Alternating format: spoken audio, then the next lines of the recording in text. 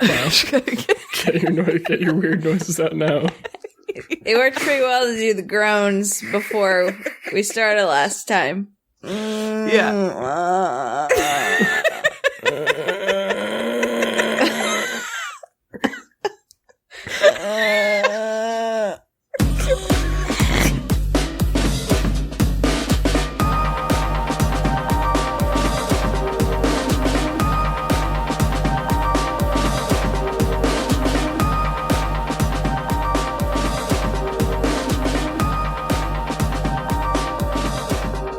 Hello, and welcome to WayTooBroad, a show and tell program for really, really ridiculously excited grown-ups. I'm Hannah, and these are my co-hosts, Erin and Ben. And that's the exact order we're gonna... No, it's not. That was the exact order we talked in last week. Anyway, hi, Erin. Hi, Hannah. Hi, Ben. Hello. Damn, and we failed to point that out last week, huh? Oh, man. Yeah, we did. We never remember. That sometimes it be that way. Sometimes you don't think it is. But it do. Yeah. But... yeah, welcome to the show. We're not an NPR show this week. Nope. No confusions there. We got fired. No offers or anything. Yeah. Nothing on the table as far as that fired goes. before we were even hired. Yeah. That's how it goes sometimes. Yeah, you don't think it'd be that way, but it do. But it do. Yeah. So, also, this is a little bit weird this week as well, because we're recording this episode like due to the nature of our schedules like 3 days after we recorded our last episode, 3 or 4 days. So we're at our prime. We're like much more well practiced than usual, and it's gonna be super smooth, and everyone has a great...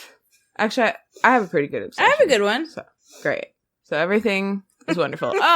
Let's talk about what we're drinking, because I gotta talk about beans. Okay, yeah, me too. Oh, I got a bean update. You know I do. Beans. We got beans. All right, what am I drinking? I want beans. Me drink? What is Erin drinking? Yeah. I have a Trader Joe's lemon and ginger juice seltzer. One of those spicy boys. I'm so jealous. Yeah, it's good. And the picture that you sent. The picture you sent earlier today, Erin, of you drinking a ginger beer at work. Oh, yeah. Made me crave ginger beer so much, and then... Ginger else. Ginger else? Ginger ale. Ginger ales. It's like something besides ginger beer that still has ginger in it. Ginger ale. Ginger something. Yeah. And I never achieved that, so I haven't had any gingery substances. Yeah, earlier I had that Maine Root spicy ginger brew, and it is spicy. Yeah, it's good shit. It's good shit. Do you have easy access to that at your work, or did you go out and get it at a store? Both. I have such a dumb question. I work downtown. What was your... No, that's just like... Did you buy it? It's important. What the fuck am I even asking? It's an important journalistic question. I know what you're asking. I guess I want to know if you had a fridge of them in your office. No, but I work downtown, and I work right next to a little downtown bodega. Nice. And because we're a Bull City, it's called Bodega. And so I got it there. Yeah. Hilarious name. I had to walk in the freezing cold for 2 minutes to get it, but I got it. Worth it. Don't ask me. 2 whole minutes? 2 whole minutes. It was cold, and I forgot my hat. How cold was it? Yeah, I'm not going to say, because you guys are dumb about it, because you're like, oh, well, I'm outside in a bathing suit and 15-degree weather, so it's not cold. So... It was 31 degrees. That's cold, and it was windy, and I was in the shadow of tall buildings. It was cold. Okay? Look, what are you drinking, Hannah? No, Ben. Ben. I got my same setup as last week. Got mixed up on the times. Nice. No, your setup last week was an empty cup of no water. Yeah. Oh, I still have water in that, and then I got icing go. water in here. Yeah. Is there a reason why your first drink doesn't usually have ice in it, Ben? Oh, to keep it chilled while you drink the first one. Correct. Got it. And this way I get... So if I'm drinking it real fast, like I always do... Yeah, punch my mic.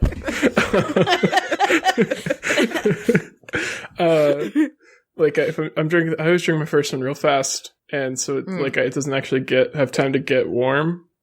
So I just maximize the water volume by not putting ice in. And then the other one that's just waiting around, I put ice in so it stays cold. Quick cue. Why not bigger cups? Because I haven't bought bigger cups yet. I asked you this when you were in California, and your answer was, because I'm moving soon. Yeah, because I just moved. Okay. Seems like you're making a lot of cup excuses. I'm hearing a lot of cup excuses and not a lot of cup solutions. Yeah, that's what I'm hearing. I got speaking of cups, I got a nice big mug from my work the other day at my orientation. Oh, so he can buy cups. Interesting piece of data. I didn't buy it. Actually, was given it. If you want to give me a big cup, that would be great. What do you put in big old mug? Tea. What do you put in big mug? Tea. Do you have to double up your tea bag because of big? No, it's not like... It's like wide. I don't know. Like it's not like a more volume, I think, than a normal teacup. It's just like nicely wide. I don't know how to explain it. It's not taller, it's wider. So. Yeah. But I don't think it actually is like much more volume. Okay. I just like its shape. I like it. Cool. That's cool. You should send us a picture of it. No. Okay. It's private. All right. It's getting a little too personal. All right. I respect wow. that. We need to maintain professional boundaries with Ben. Sorry. You want to know what I'm drinking? Sure do. Fresh old seltzer? Fresh old seltzer. I've drank half of it already, so it probably won't do much. Wow. Pretty impressive, honestly, for being half drink. Mm-hmm. So nice. Not bad. And I got a nice grapefruit juice. Ooh. That was delivered by producer Ian. I love a grapefruit juice. Yeah. It's not big. It's wide. It was oh, she got you. It's a really thick glass that I think he gave me as a gift a few years ago, or vice versa. I feel like in all reality, it came from Walmart or something, but we just both really liked it. Nothing wrong with that. It's nice. I'm sure he would know.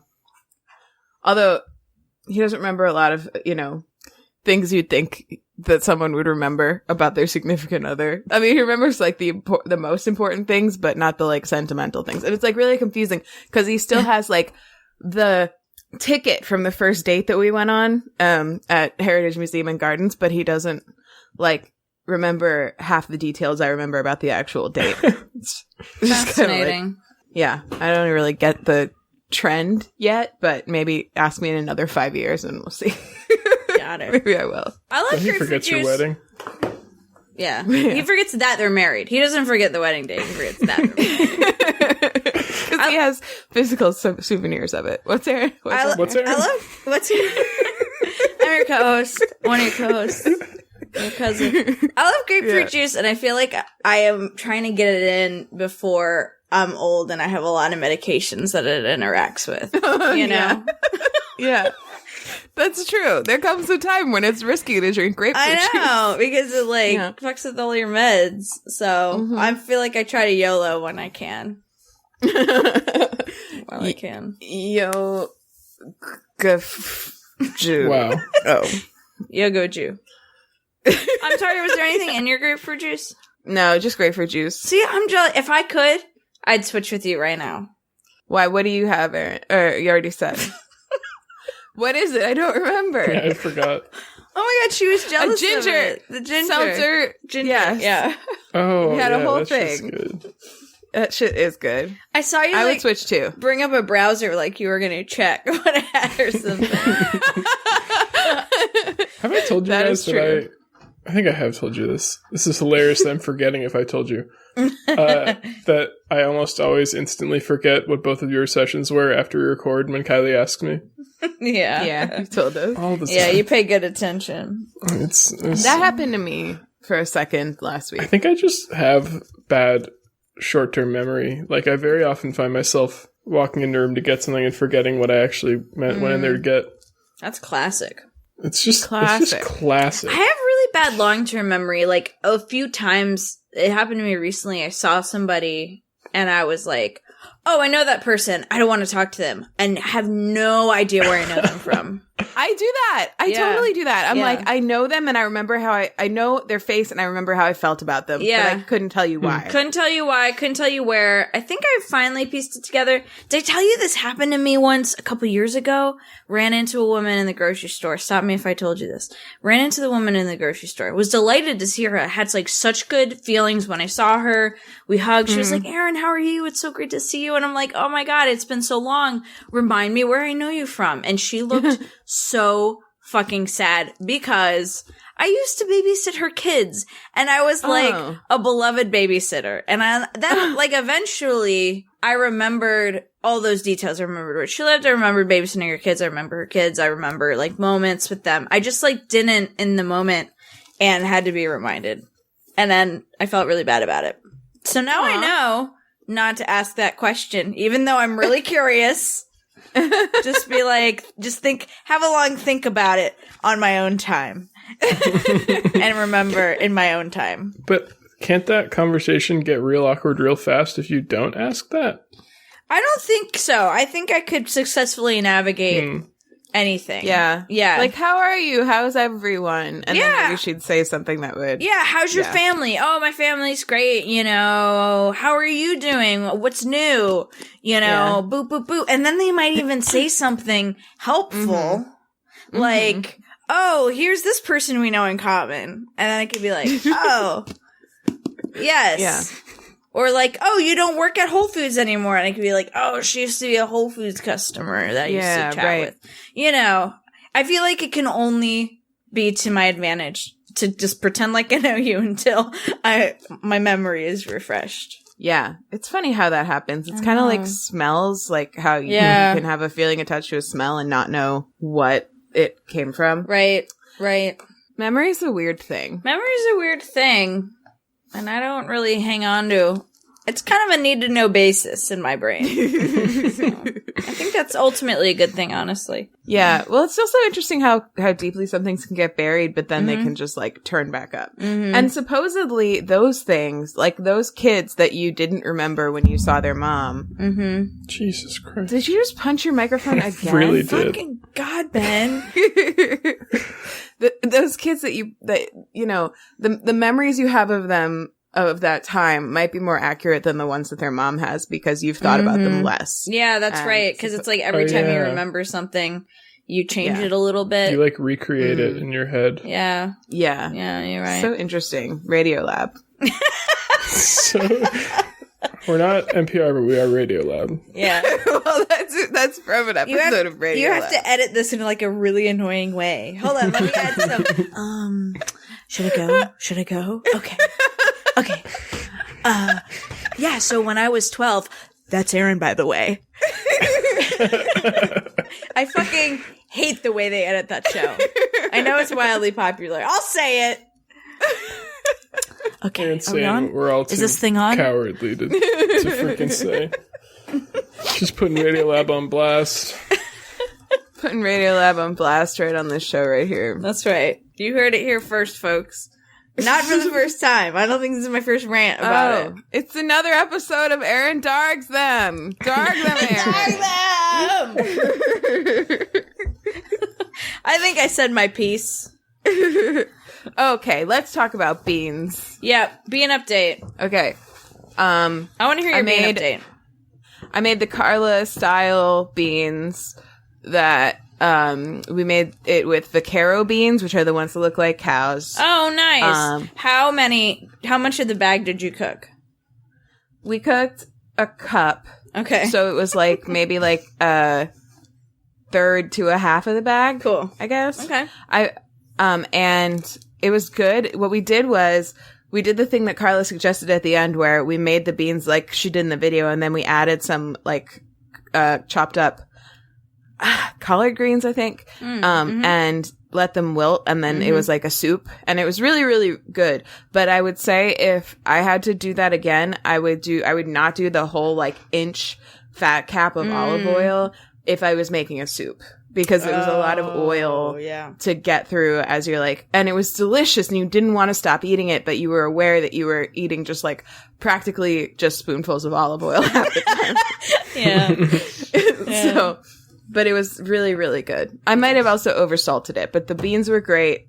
They did a great job. Nice. I've got to be an update. I also made the Carla style soup a little bit. Yeah, mostly. I had some like rendered chicken fat that I had saved up over several cookings, so I added a lot of that. I added a lot of olive oil, soaked them overnight. I did the Christmas limas. Oh, did you do the garlic, the fancy type garlic or the fresh garlic? What's the fancy type? The confit?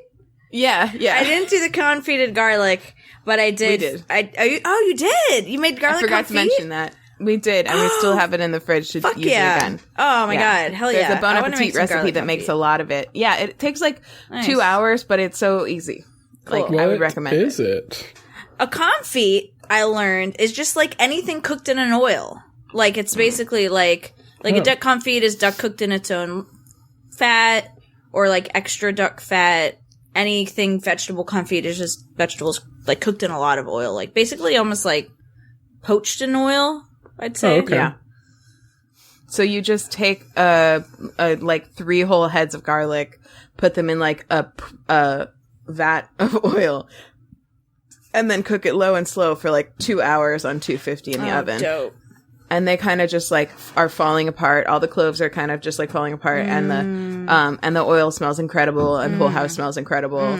And then it makes a bunch of it, so you like 3 entire heads of garlic, so you can just keep it, and it keeps for a while in the fridge. So and then you pour all that oil into your soup.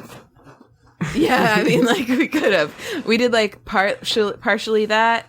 And partially just fresh olive oil. Look at this lady. Hey, lady. Hi, Hazel is here. Hi, Hazel. Hi, Hazel. But yeah, I also did the thing where I did raw garlic. I sauteed like half an onion and some garlic, and then I did some raw garlic on top of that. And I did the thing where I put kale in at the end, and then I served it with I had some stale bread, so I made some fresh croutons, like she does kind of, and some salsa verde, but like the Italian kind with like a quick pickled onion and some parsley and anchovy and raw garlic and lemon zest, and to serve on top, so it kind of was like a bright kind of, pop on top. But the only thing is I made the whole bag of beans. Oh, shit. That's a lot of beans. It was a lot of beans. It was very delicious. Molly fucking loved it. We had it for dinner again tonight, and I'm packing up like 2 quarts to bring to my friends, because I was like, we're leaving town and I've got 2 quarts of beans left over. So I learned some good lessons, and I think you did too. We are ready for our next bean adventure. I thought about making the whole bag of beans. I'm glad I didn't now, but in Carla's recipe, there's certainly not any like indication of exactly how much beans she. It's like not even a recipe. It's like an email thread. Right. It's an email that she put notes into. Yeah. So that's fucking useless. That was fucking useless to me. Yeah. Thanks, Carla, for the great thanks for ideas, nothing, but Carla. Could have really used an actual recipe. It seems honestly, love you so much, but it seems a little lazy that you didn't transcribe it into a recipe. Just make it into a recipe. Your video has like 1 million views. You could maybe throw us a fucking recipe. Big shout outs to Beck, who I was texting with, like right before I was making beans, had some really good guidance for me. I was about to throw in a bunch of raw herbs, and she was like, this time, like, go without. And I think that was a good call. So next time I want to throw some herbs in. I did a bit. We put herbs. What'd you do? What herbs you do? Thyme and mint. We also did char a lemon, so we had that in there. Ooh, I want to do that next time. And then right at the end, after everything was cooked, Ian just like grabbed them with the tongs and just like squeezed them. Oh, yeah, and they squeezed really, really easily. In fact, they might have already have been emptied by the water, but they were floating on top the whole time, so it had a nice lemony flavor to it. And he also did like the glug of sherry vinegar at the end. Oh, so yeah, I did that too. a nice brightness to it. So good. I wish we could eat each other's beans. I know. Like, I really sincerely do wish we could try each other's beans. That would be nice. That'd be so nice. That would be nice. I've got another up front. Okay. Wait, before you do that, can I give a real quick update on that Hazel cuteness? Yeah, hi Hazel. Hey, Hi, Kylie's Hazel. packing right now she's a work trip tomorrow. And she came in here to grab something, and Hazel's just following her around the apartment. That's why she showed up. It's really cute. So nice. Where's Kylie going? To That's private. DC, Washington, DC, is what I was trying to say. Wow. Washington. Wow, DC. You know, DC, also known as Money. Watica. Just go to Watica. From High Hazel all the way to Watica. Watica Dicka. I got an up front. Okay. I have been playing that Solitaire game nonstop. Oh, yeah. Nonstop. All I want to do, I'm at work. Same. I'm at work and I'm like, whew, wish I were playing Solitaire. Take a quick bathroom break, move a couple cards around. Yeah, move a few cards around. Yeah. Come home, like, you know, I had to pop by my friend's house to, like, check on her cat, pet the cat, listen to my audiobook, knock out some Solitaire. Molly, download that Solitaire app. We've been playing. It's incredible. It's a great app. I keep fucking getting stumped by this 3-card draw, though. Like, the past, 5 in a row I've played, I have not been able to solve, so that sucks, but... I think it's interesting that you've been replaying them. And I tried never, it. ever do that. Because here's the thing I think about that is, like, if I were playing with cards, I would never have that option. I know. Like, so that's probably an argument to try it, because I'm not going to get a different chance. Here's what I'll say. I find it really fun on a few levels. Number one, because you start to recognize patterns and you're like, okay, this fucked me up last time. Let me avoid this move and see what else I can do. And it's also, like, so deeply gratifying to have one that stumps you over and over and over again. And then you solve it and you're like, I literally don't know what I did differently. But you do it. And so that feels good. Do you want to know? I think that this is bad. I didn't realize this until you started talking to us about this earlier today, but I realized the reason I've never tried retrying a game before, like, I never thought that much about it, but in my head, in, like, the back of my head, it was like, well, obviously this game can't be won because I didn't win it, so I better just redeal. So that's a good point. At first I thought that too. And then I was like, let me look up how many games of Solitaire are beatable. And it's like most of them. Most of them. There are unbeatable. There are ones, unbeatable though? games. Yes. But it's like, I think like, most of them are beatable. Yeah. And I also Googled some Solitaire tips. I was like, nerd. But I wanted to know. Cool. I'm so glad that you're both enjoying the Solitaire app. Yeah, and Molly too. Not and to Molly. speak for Molly. Yeah. Well, I mean, you can look at her phone whenever you feel like. So Yeah, I think you would know. I mean, can I? I don't know. With your when you're in the same room. Oh yeah, I thought you meant I can like just pick up her phone and like search it whenever I want. No, like legally, her phone is your phone. So if you demand to see it, she can't stop you. Yeah, the number of solvable games is between 82 and 91.5%. Okay, so it's like most of them. I mean, there is a good percentage that aren't, but I mean, in the like large number of possible iterations there are, that's not that many. I feel like. I remember I used to play Solitaire a lot on our parents' computer, like our family desktop before I wrote a laptop when I was younger. And I had one game that dealt, and I like went through the whole deck, and I was like, I didn't see anything to do. And I like used the hint thing and just like dealt and did a hint, dealt, did a hint, dealt, did a hint. And literally it had no moves. Wow. Like from the start and from the whole deck. It was 3-card draw, that's why, but it was like... Yeah. It was wild. That was one of them. I wonder if it's I feel like it's impossible for 1-card draw not to have a solution. Oh, yeah. I would imagine But not. I don't know. Probably.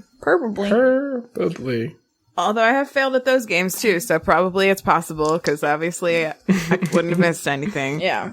Well, you've brought a lot of joy into my life these 4 days, Hannah. Thank you. I'm glad. But also, like, I was listening to the rest of the podcast today, and you were like, oh, I have this deck, I have this deck, I have this deck. I, like, don't have that many decks. And I feel like you got a lot of decks really quickly, and I, like, just don't have many, and I'm feeling a little secure about my deck size.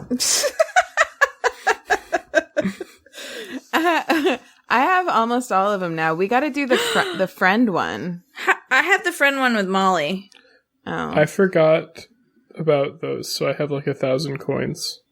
Oh, so you could probably get a bunch of decks right now. But I just got a lot of like the little animations that happen. I didn't get the decks. Wait, do you just can you buy the decks themselves, or do you need to get? You open the special box. Open lucky box. I'm going to open some lucky boxes right now. You open the lucky box and hope there's decks inside. I got Funky Forest Festival deck. You hope there's decks in the box. I got a new deck. It's a deck in a box. Nice. I got That's that. my favorite one. Funky Forest Festival. Yeah. This is one of those winning animations. Marching band. Yeah. That one's fun. Penguins. Oh yeah, I got the Penguins in Paradise deck earlier. Yeah, too. I got that one. Honestly, I gave them some money. This was after we recorded, so this wasn't why. But I gave them. You can pay like $2 and get 10 lucky boxes, and that's how I kind of filled in the gaps, because it seems to me there are some that are a lot rarer than others, because I started to get repeats after a while of like other things that it can repeat itself. Yeah, I got the hot dog one too. Got the hot dog war. Yeah, Hot Dog War gets better the more stuff you get for it. It's super boring at the beginning. It's too yellow. I mean, honestly, it is too yellow. I don't pay attention really to much what's happening other than the game. Pay attention to much what's happening. I like the Forest Festival because the flowers bloom every time that you move a card. Look at this. I do like that. The forest yeah, one. that's the one. If you move a card, the flowers bloom. Mine has a campfire too now. Oh, that's nice. Yeah, there's no flowers blooming. I've been lied to. Well, you have to win that. You have to get it in a box. Yeah. So Mima speaking reminded me of something amazing that happened, which is today I was on our Slack. This is for the listener. Today on our Slack, I was haranguing Hannah because she had us like muted, and we were trying to communicate about what time we would record. And Hannah said, I always have y'all muted between like 8 and 5 because I'll usually at work. And so I will even say one of my very favorite things about Hannah is that she very rarely like lets a joke slip. Like, and by that I mean, if you lob a joke up to Hannah, she's always gonna hit it. And it's so rare that she doesn't. And I just absolutely love that. I know I can start something, even subtle, and Hannah will get it. And so I said, no good, bad reason. You'll usually at work is no reason. And then she said, I'll not at work today. And then we just kept using that tense.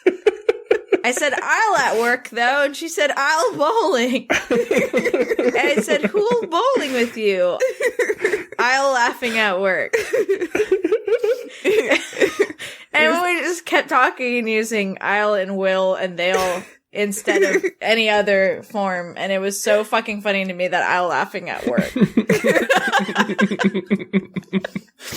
Oh, well, thanks. Yeah. Yeah. Yeah, that was fun. That was really funny. Having a good time. I'm usually at work. I did it quick, and I didn't see that I did that until it came back, and Erin was roasting me for the second time. Putting you on blast. Drag them, darg them. Erin was darging me on our own Slack. I'm here to darg. Yeah. It was fun. I did go bowling today. It was a good time. Nice. Did you win? Yeah. I know you said you did bad. Absolutely not. Actually, it was kind of funny. There were like 8 people, but for some reason there were 9 players, and one of them was named Nate, and there was no Nate there. They just like How did Nate bowl?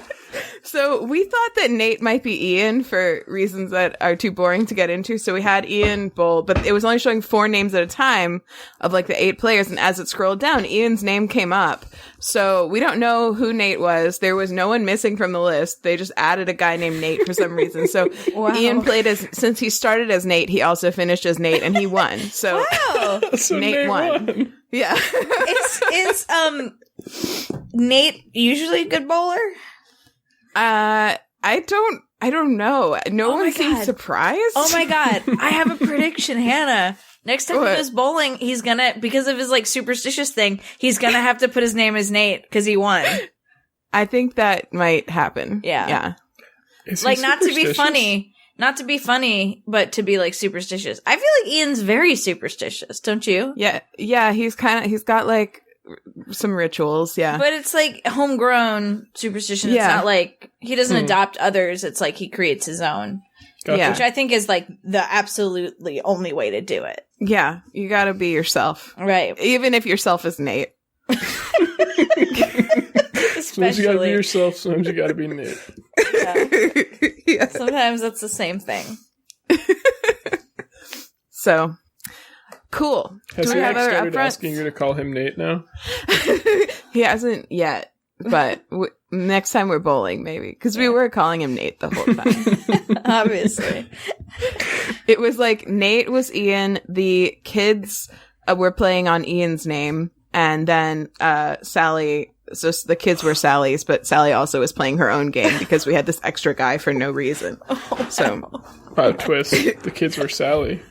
The kids were not But they were Sally. also Ian. Is that even what you said? No, The kids were Ian.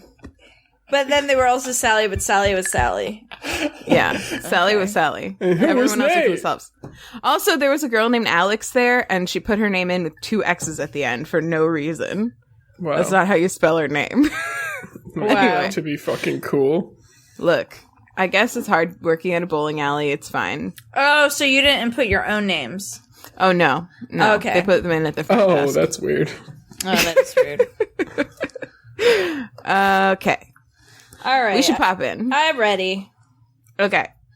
I'm ready. ready For you. All right. Hello. I have an obsession this week, and it is yet another book that I'm having read to me. So posh.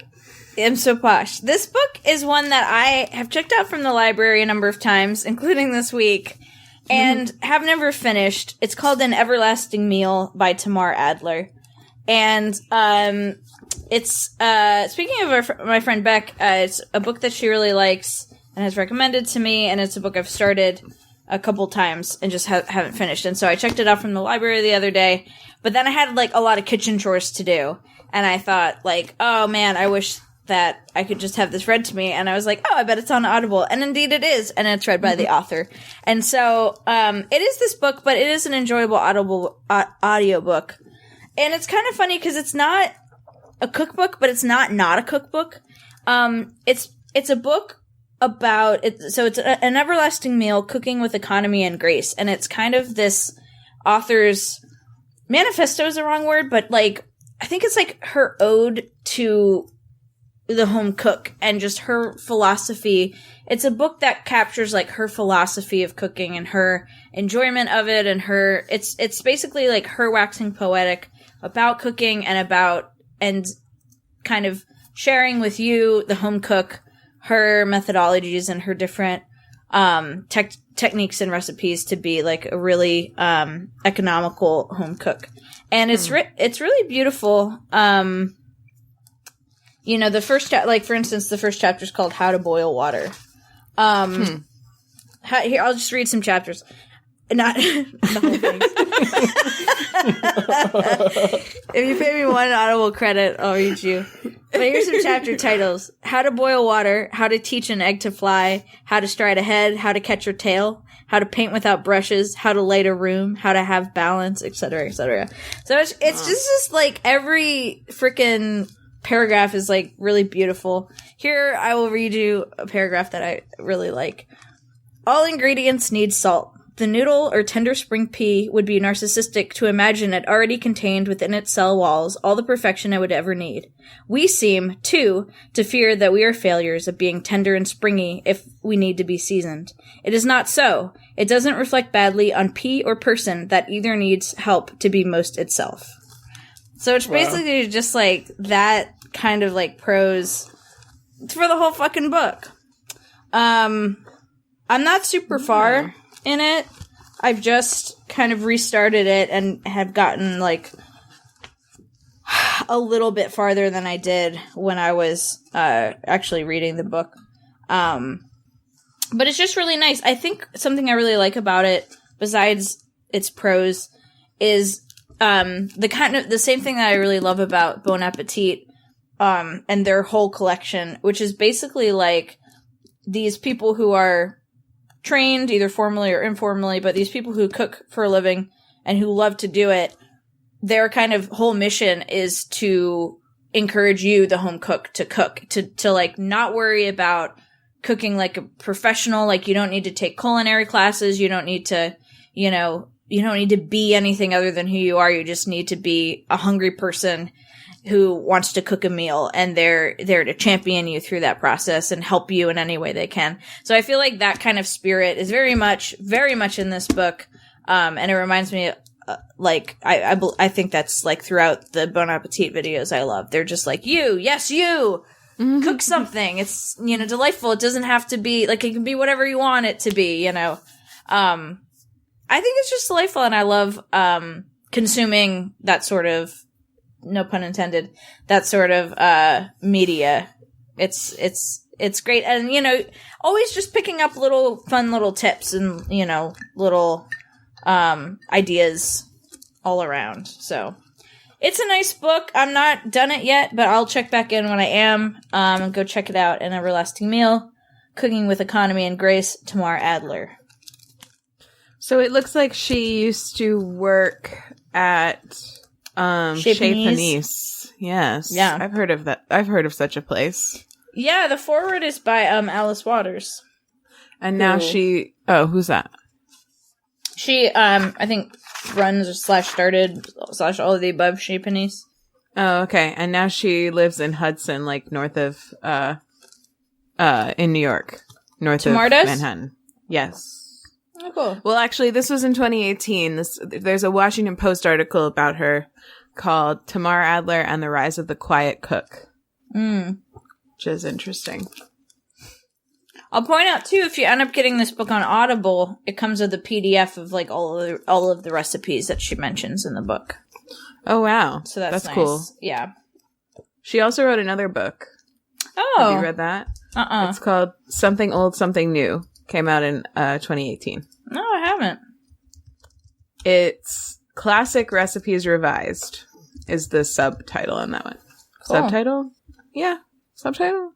Sure. What's happening? Hello? Sorry. Oh, what's that? Okay. He won't tell me what it is. Oh. It smells like ginger. I think Ian heard me talking about not having a ginger thing. Wow. It's a ginger thing. I don't know what it is exactly. It's a ginger thing. You can't really understand. It's a ginger thing. It's ginger else. It's ginger else. Exactly.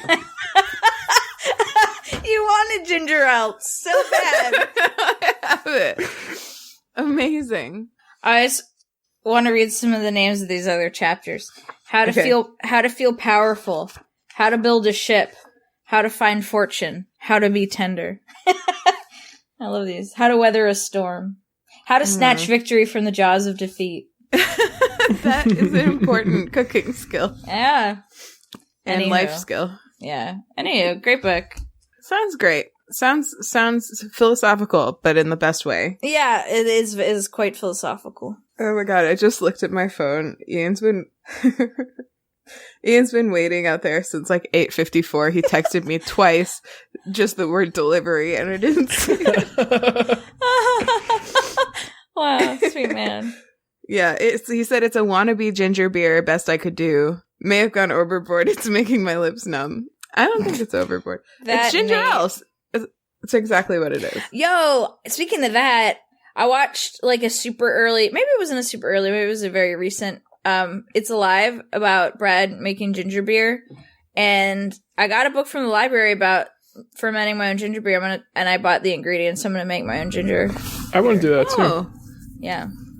You want me to take a picture of the recipe I'm going to use? Oh, sure. Yeah. I don't think you need much. I had to buy I need like a jar to seal it. Oh, that's right. Yeah, I live with a sealable jar. I live with the kombucha maker. Yeah. You can just buy a kombucha, drink it, and use that bottle, honestly. That's true. Brad does that. Sometimes. Brad does that. Nah. It's pretty recent. It's from October. Yeah, just buy a ginger ale. Ginger ale. I love ginger beer. Yeah. Oh, Erin, I just got an Apricola guard. It's your bean order for average risk adults 45 and older. Do you think it is specifically because of the beans, because they're like something that's recommended to increase your fiber? No, I think I was getting that ad before the beans. It just really hit home recently.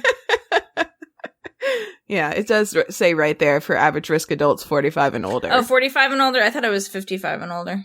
No, but, you know. Well, we're a lot closer to that. We probably should be getting those ads. Prepping us.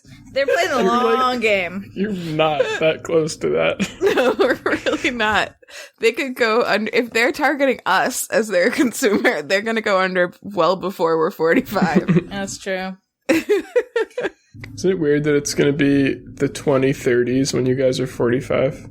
2030, yeah. It's going to be like, yeah. It is. I mean, that's not weird because that's like... just math. Yeah, that's just math. I know, I just feel like... It would be weird if it were like the 1990s when we were 45. That would be really fucking weird. I just feel like that sounds so far future, but I guess it's just 2020s now. That's always how it be. But it do. That's always how it be.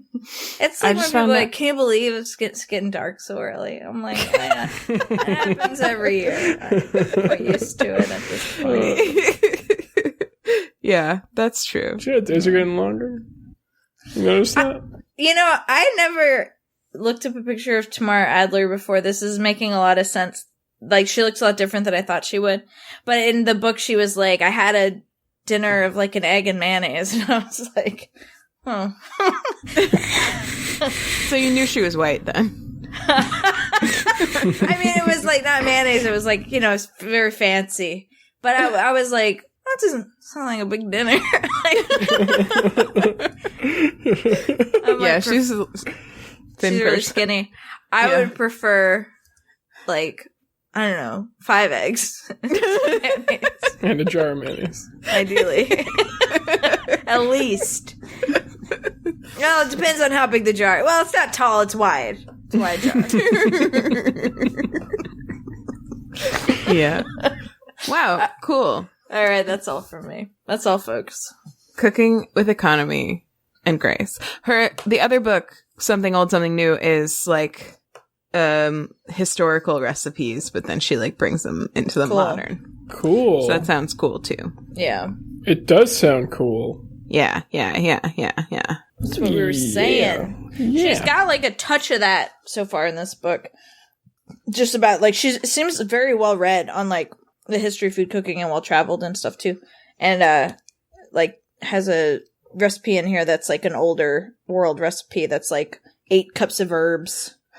I think that's honestly really great. Like I know people can kind of go overboard with being like, well, if people in olden times did it, then the only reason we don't do it now is because we're dumb and they were smart. And like, that's obviously like not true. Like I heard this is kind of off topic, but I was listening to this podcast called, what's it called? The Dream, it's called. It's about, multi-level marketing companies and like how they're, generally not like great. And one of the things, so that was actually what the last season was about. This season is about the wellness industry and how it's generally not great. And, it's really, both seasons are really good. But the latest episode was about, how the childbirth sort of industry is generally not great, and specifically as it connects to wellness. And one person they talked to who was an OBGYN was talking about dealing with patients who basically use the hospital as like their backup plan if anything goes wrong with like a home birth, and then how it sucks because like all of the like, oh, if you feel good then it'll be good, and if you surround yourself with the right people then it'll go well, like that makes it so that when they actually have to go to the hospital they feel like they did something wrong rather than just like having an unavoidable situation, and they'll beat themselves up to the point that like one woman who like had a C-section because she had like life-threatening complications during her childbirth, asked the doctor like, well, 100 years ago what would have happened if this has happened to me? And the woman was like, the OBGYN was like, you and the baby would have died. Like, like that's the thing is like sometimes things change for like really good reasons. Right. Yeah. Right. Right. But like also having spent a lot of my time in the last like 5-10 years with people who play 17th century pilgrims for a living, I've seen them sort of incorporate a lot of old recipes that they learned at work and a lot of like old ways of crafting things, including Ian, into the way that they like do art and stuff. And I think that's like wonderful to keep that stuff alive and to like continue to appreciate it and to continue to like learn it and do it. And I think you can learn a ton from all of those historical practices if you look at them through a rational lens, right? Absolutely. It's as in not just it's better because it's old, right, and like, a good balance of it's not better because it's new. It's like a scientific approach would be like it's better because it's better, right, exactly, or it's not better. As Justin McElroy always says on Sawbones, it's the appeal to ancient wisdom fallacy. Yes, exactly. So that's a little plug for The Dream. It's a really good podcast. Everyone should listen to it. Cool. And Sawbones. And Sawbones, yeah. Both good. All right, awesome. Who next? Ben next. I'm next. Hey, Tell us about... we recorded last on Thursday. Yeah, so you probably have too many obsessions to pick from. And then... Is that your problem? On Friday, Kylie's siblings came up for the weekend, and on Saturday we went skiing with them, and I just got back today, Monday. Fun. Little look behind the curtain. We're recording this on a Monday. We already talked about that. Yeah. But yeah, so I got back earlier today, took a nap, woke up, got up, had some dinner, recorded this podcast. Haven't had much time to build up a new obsession, so I'm just going to talk about skiing because it was fun. Dope. Okay. We went to Wachusett Mountain, which is really, really close is its main appeal. It's not like an amazing mountain for skiing. It's kind of small, but it's like an hour away, which is great. And we got to go, like, this is kind of we went the last time I went skiing with them. It's kind of become a yearly tradition going skiing with that family, with Kylie's family, but I didn't go last year because I was in California. Kylie came back for her birthday and went skiing with them. But the year before that, I went, and we usually go also with Kylie's mom, but her mom doesn't really like skiing and ends up kind of just like usually sitting in the lodge, or like one year she tried snowboarding, but she didn't like it. And this year we just bought them the ski trip as a Christmas present and went with just the kids and us, because they're kind of old enough now where like we can, they're somewhat responsible enough that we can like watch them on our own. How old are they? 15 is the middle. The youngest is 24. No, sorry, 14. Oh. The youngest is 14. I always... the reason I said that is because I was thinking of my age, because he is almost exactly 10 years younger than me, like almost to the day. So I always remember his age first, which is 14, because I'm 24, is what I was thinking. You know what that reminds me of is on Conan O'Brien Needs a Friend. No matter, like, whenever anybody asks him how old his kids are, he goes, they're 65 years old.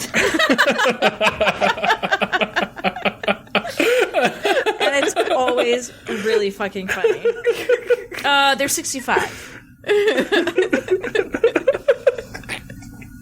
It reminds me of the from the Farts and Procreation episode of Comedy Bang Bang when 21 Scott Aukerman asks I think it's Jax Jr. how old his kids are, and he says 32.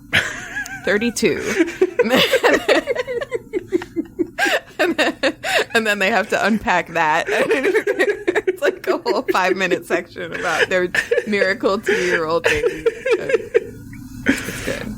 I think they're 14, 15, and 17. Cool. Now. Cool. That sounds right. I'm going to go with They are that. 65 years Final answer, they're 65 years old, all three. And they all gotten, like, pretty good at skiing. Like, Kylie's sister is very controlled and, like she doesn't like to go, like, super fast, which is the same with me. I also don't like, I like to do, like, a controlled...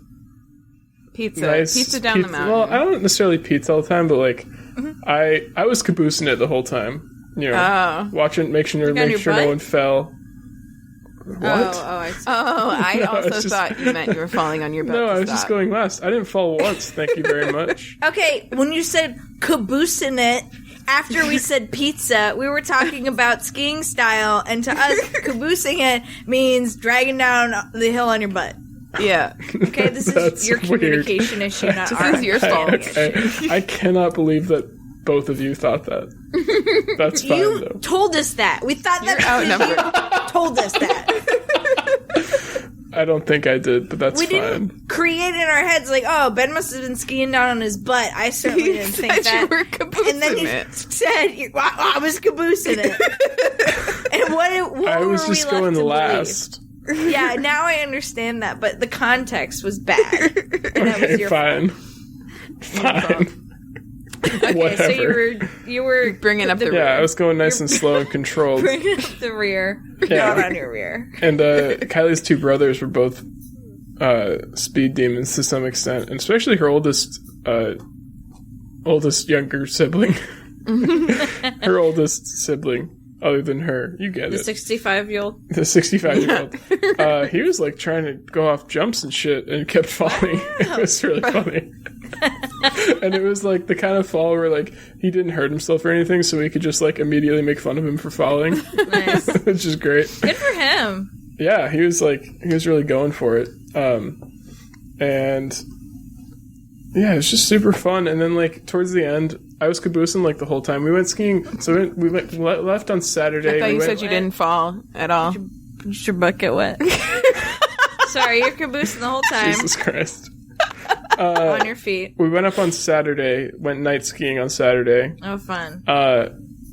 Got up Sunday. It was a nightmare to get 3 teenagers up at any reasonable time, so we didn't get to the mountain until like 11. And went day skiing, and then went night skiing again. We like took a break in the middle and went night skiing again, and realized that like night skiing is just 20 times better than skiing in the middle of the day.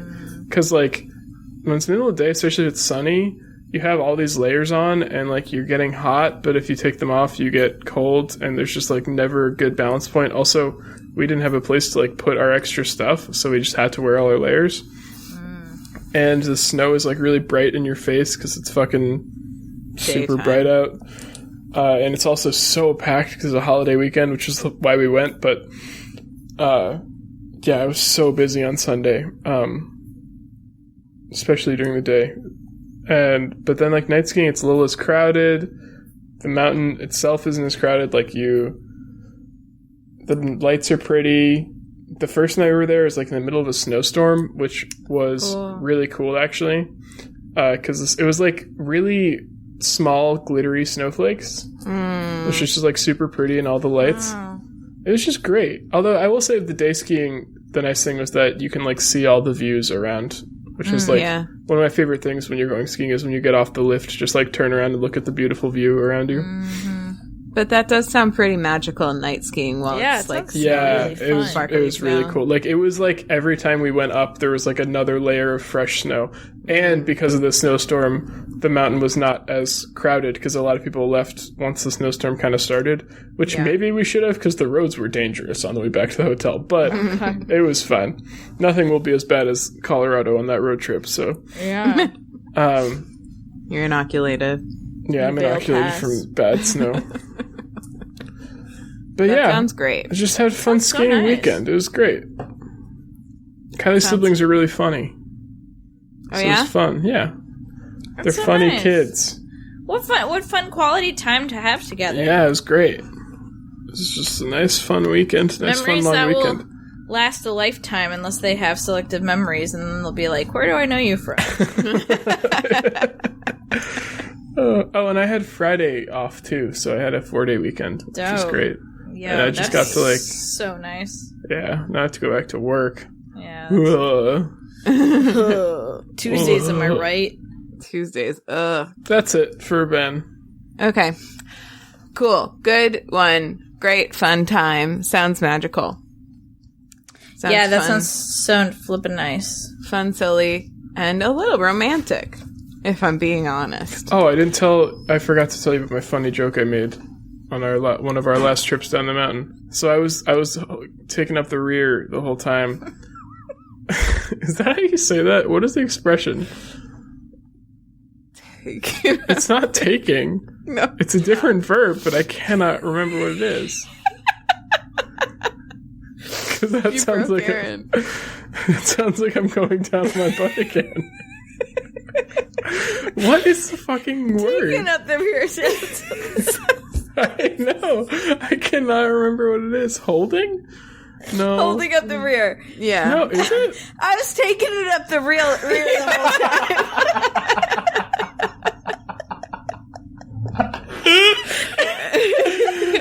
Is it holding, really? Yeah. For Holding sure, up the rear? Holding. Which also makes more sense because you were Yeah. holding your butt up the whole time. You never fell. We would have never been confused. Yeah, Holding taking up up the the rear. rear. Holding No. up the... No. bringing up the rear. That's the Yeah, word. that's it. Bringing up the rear. Jesus Christ. That was so bad. Taking up the rear. I was going last the whole time, and I was Okay, yes. I was playing the role of the caboose. There Yeah. you go. But then That's on better. one of our last trips down the mountain, I wanted to go fast, and so I just passed everyone and yelled, "The caboose is loose." Amazing. That's it. wonderful. I just wanted to share my funny That's joke. good. That was fucking worth it. That was Thanks. worth it. It was a long trip That to was- get there, but we got there. Yeah, that was worth, like, our misunderstanding. Like, you really established caboose in our head, and then, like, boom. Yeah. Yep. Caboose joke. Amazing. Love Wow. it. Wonderful. Wow, great job, Ben. Thanks. Good job, Ben. All right, Hannah. All right. Look. I had an obsession. Look. Yeah, okay. I think I'm going to just do this one. Okay. I'm She's got an obsession. Sometimes I'm a little ambivalent about talking about a series before I finished it, but I don't see the problem. But I do want to give honorable mention to Self-imposed restriction. So- yeah. I do want to give honorable mention to a CD or an album. It's not a CD. It's not a compact disc. An 8-track. Yeah. That I know. It's not a compact so- disc. CD-ROM. Yeah, that I know that Molly likes. Molly is actually the reason I know about this, called "Grow Your Garden" by the artist Anima. It's like all caps with an exclamation point. And one specific song that I think is just so good. Let me just make sure this is it. Yeah. Called "Streaks" is the name of the song, and it's about like the way I take it, it's about like how the education system kind of kind of treats everybody the same and expects the same results from every child, and then at a certain point just kind of like spits them out and is like, yeah, go do society, and like tells them they'll understand when they're older, but like some people don't thrive that way is kind of how I take it. It's not like that explicit about it, but it's really good. It's like got a really nice build up to it. It's got a really, really catchy chorus that I was able to start singing along to, like, after the one listen, because it's like, you know, it flows really nicely. It's really good. I just would highly recommend Streaks. I don't know why it's called that, but Streaks by Anima off the album Grow Your Garden. So that's one. If I felt like I could talk about it long enough for it to be an obsession, it might be my obsession, because it's one of those songs I've been listening to on repeat, but I just don't I don't really want to play any of it and like on the podcast. So, because I'm tired of it, because I listen to it so much that I hate it now. Is that true? No, it's not. Okay. I don't want to deal with like any copyright bullshit. So I think that's about as much as I could possibly say about it. But okay, my full-on obsession this week is a show that we have only watched about 2/3 of the first season of as we're recording this. Those two we's refer to different people. We, Ian and I, have only watched about 2/3 of this as we, the hosts of WayTooBroad, are recording this. You and Nate, you mean? Yeah, me and Nate. So, it's the remake or the reboot of Lost in Space on Netflix. Oh. Do you guys know about this? And it's a series? Yeah. No. Yeah, it's a series. I watched a couple episodes of the second season with Ma'am. Oh, you did? Yeah. That must have been confusing for you. No, she explained it. It's fine. I never watched the original. I think Mom did. So I don't know how similar or different it is to the original. You might... The main thing I think most people know about the original Lost in Space is a robot going, "Danger, Will Robinson." That's like the main thing. Yeah, that's literally all I know. That's all I knew about it. I think they're lost in space, though. That's another thing I might know. Yeah, that is the story of it for sure. Ian sent me a clip of the original that I'm just gonna send you guys. Yeah, so it's like, it reminds me in sort of... Oh, that's not you. I was going to say, did you send it? It reminds me in production value of like old Doctor Who or Star Trek. That's like kind of the vibe. Is like not a lot of budget, but a lot of creativity, we'll say. But basically, the inciting incident, I'm not going to go beyond any spoilers that you would learn like within the first episode of the whole series. What happens is, as you meet this family, the Robinsons, they are crash landing onto an unknown planet.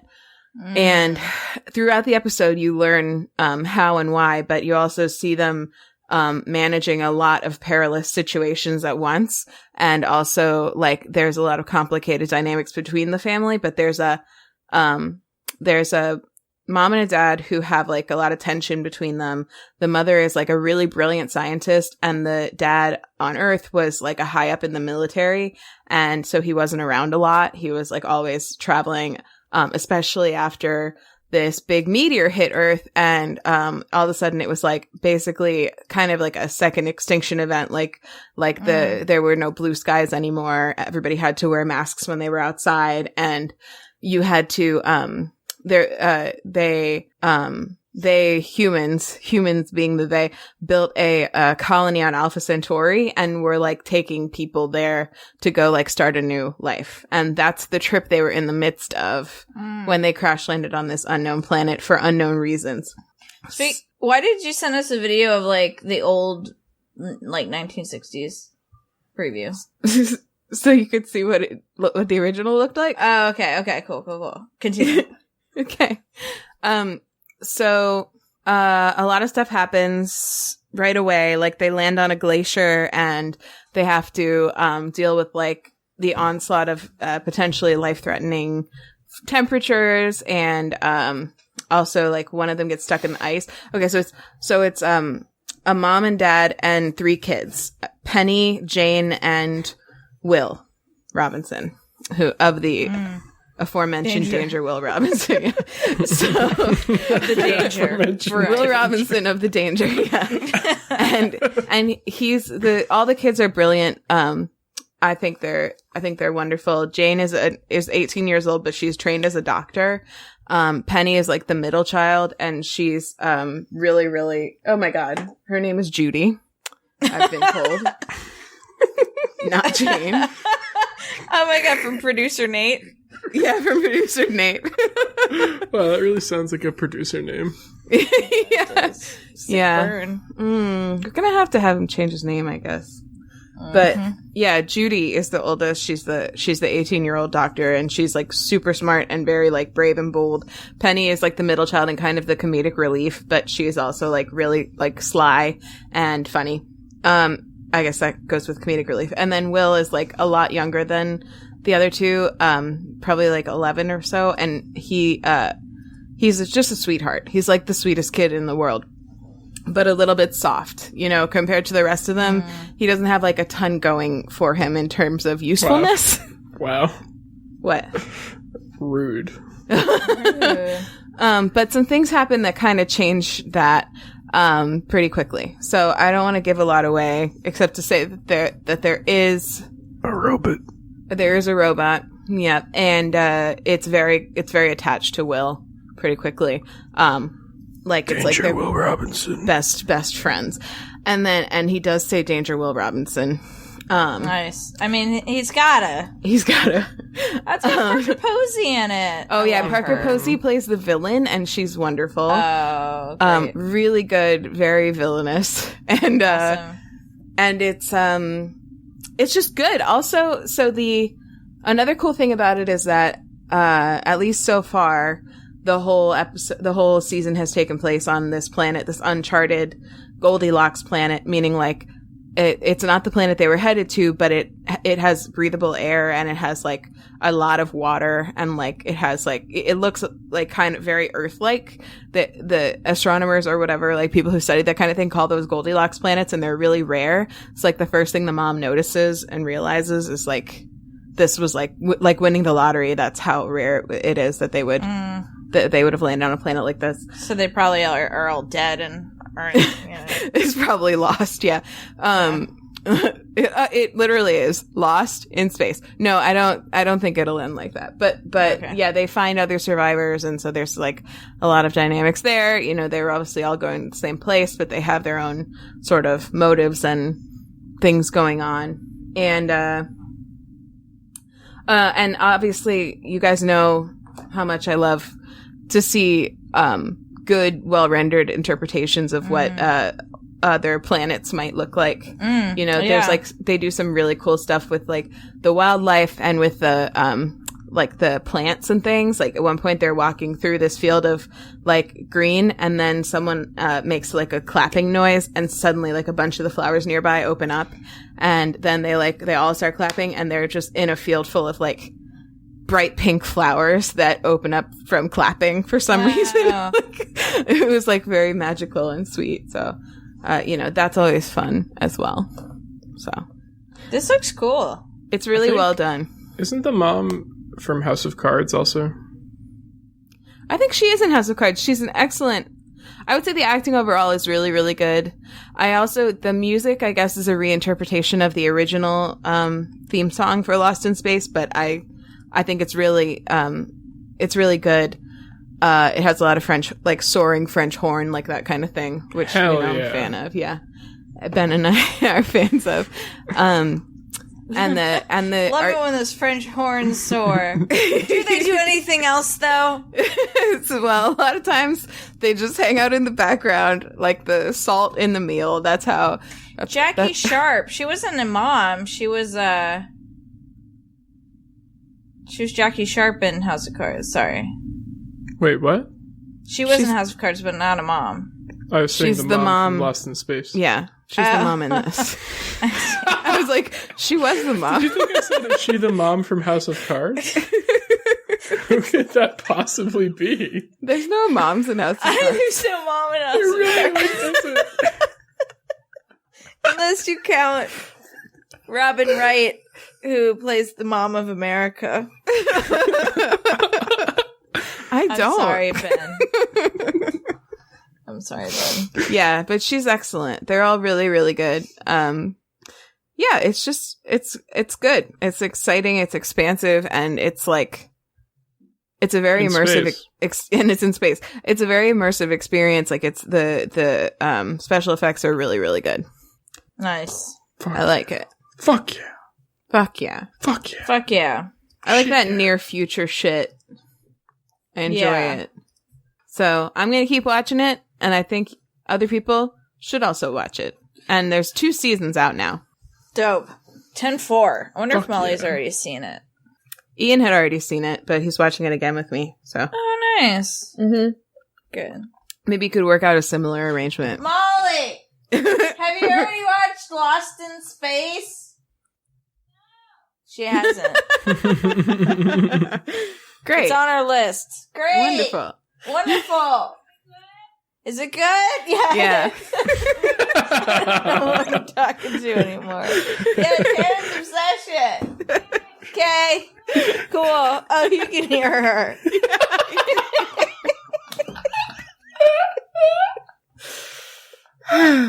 Wow. Hannah, you make that look so easy. You just talk to Ian outside the door all the time. And I thought it was going to be easy, and it's not. How Molly said, "Is it good?" And you just yell back to her, "Is it good?"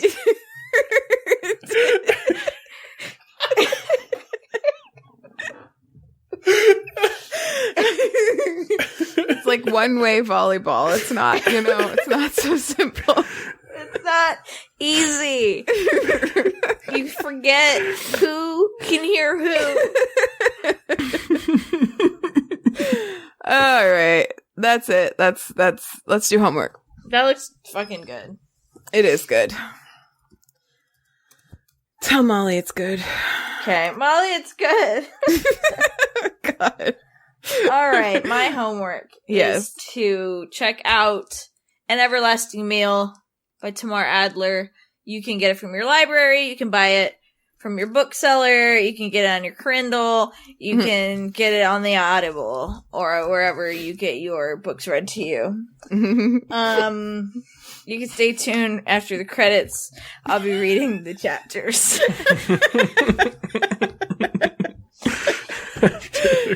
That's all. So generous. After the credits.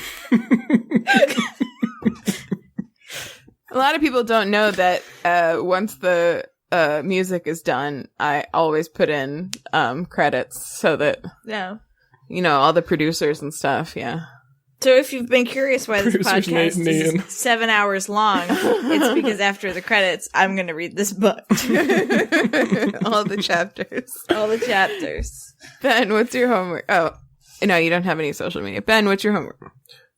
Go skiing. It's fun. Twitter's nice if you're Ben. That's it. Go to bed. Go to bed. Is that also homework? That's also my homework. Go to bed at a reasonable hour. Get some sleep. That is good homework. It's fun. Go to bed. Okay. My homework is to watch Lost in Space on Netflix and to listen to the song Streaks by Anima on Spotify or wherever. And my social medias, if I'm on them, are at Anthropology. The podcast is, I have another podcast called So Dreamy. We talk about dreams. The podcast is on Twitter at WayTooBroadPod. We're on Instagram at WayTooBroad. You can email us if you want to let us know what you did with your beans this week. Yeah, at WayTooBroad. Please tell us. Give us more recipes for beans. We have a lot of beans. I have more than Erin because you probably still have more actually. So I don't know. Give us more recipes for beans, or if you're Carla Lolly Music, give us a recipe for beans. Darker. at WayTooBroad@gmail.com is that email. And if you missed any of that, you can find all of the contact information, all the episode details, our topic index, all that wonderful stuff at our website at WayTooBroad.com for anything you want, earnben.com for anything you need. And don't forget to leave us a review. And that's it. We love you. We love you. We appreciate you for listening and for being yourself. And the podcast candle is now extinguished. With a big Bye. Bye. Chapter 1. How to boil water. When is water boiling? When indeed is water water? MFK Fisher. How to cook cool. There is a prevailing theory that we need to know much more than we do in order to feed ourselves well. It isn't true. Most of us already have water, a pot to put it in, and a way to light a fire. That gives us boiling water, in which we can do more good cooking than we know. Our culture frowns on cooking water. A pot and water are both simple. A